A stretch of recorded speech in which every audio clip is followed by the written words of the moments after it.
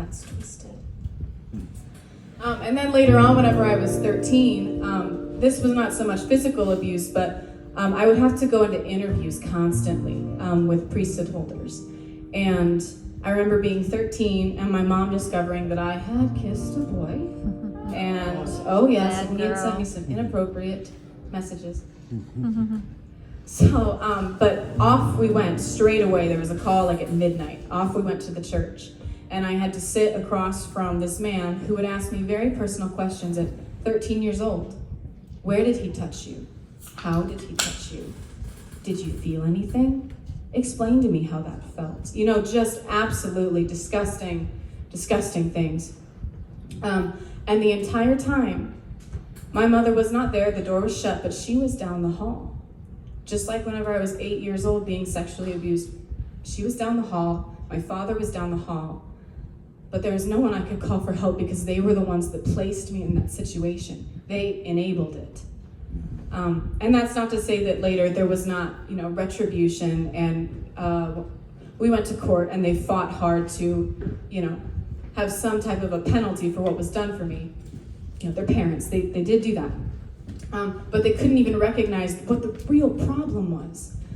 Those men are out there everywhere, especially in religion, sadly, but the problem was that they didn't recognize how they had enabled the situations. And later, at 19 years old, I had to do the exact same thing. I should be an adult at this age, 19 years old.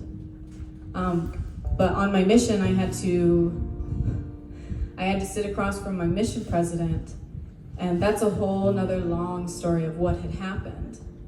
Basically, I was terrified and couldn't sleep for like 4 days because I was told that there were evil spirits in my house and that they were going to try and possess us, and that's why I had my secret magic underwear on, and I hadn't slept in so long, and I was terrified, and so my mission companion and I ended up putting our beds together and sleeping together, like cuddling, just like, dear God, please don't let these evil spirits hurt us. It was a terrifying experience, but I ended up getting interviewed because they had found out that we slept together. And, that's a sin because we're two women. And he would ask me questions. When you slept next to her, like, where did you put your leg? Where was your arm? Tell me everything. I actually brought my laptop to type up every word you say, because then I'm going to go interview her, and I'm going to ask her the same questions, and then I'm going to compare your stories to make sure that you're telling the truth, so you better tell me everything. At 19 years old. It's sick. So that's what this song is about, or about these experiences, and more, but specifically these three. So this is called She Has a Gun, because whenever I was 8 years old, I vividly remember sitting in the shower and imagining my abuser walking through the door, and at 8 years old, I just imagined I had a gun and that I could shoot him and protect myself. So this is called She Has a Gun.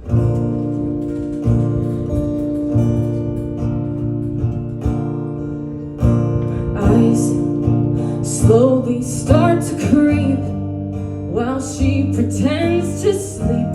Only 7, only knows one way to heaven. Perhaps more wicked than his hands was the habit to take commands in the system just to be one more victim. 'Cause someone's down the hall.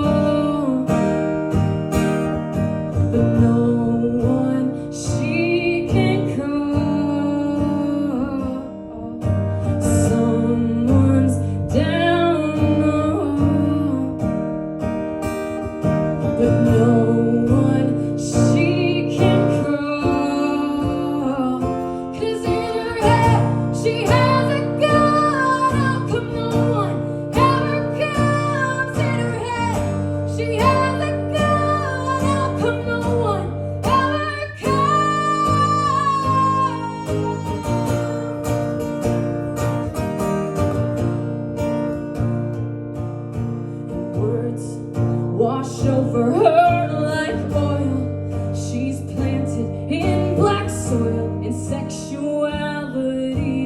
roots ripped from reality and stains of tears she's forced to cry.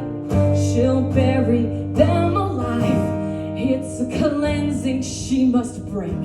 She is bending 'cause someone's down the hall, but no one she can call. Someone's down the hall, but no one she can call. 'Cause in her head she has a gun. How come no one ever comes? In her head she has a gun. How come no one ever comes?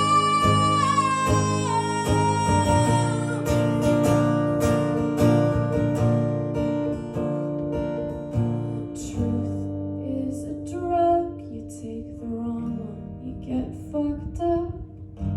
Truth is a drug. You take the wrong one, you get fucked up. Truth is a drug. You take the wrong one, you get fucked up. Truth is a drug. You take the wrong one, you get fucked up.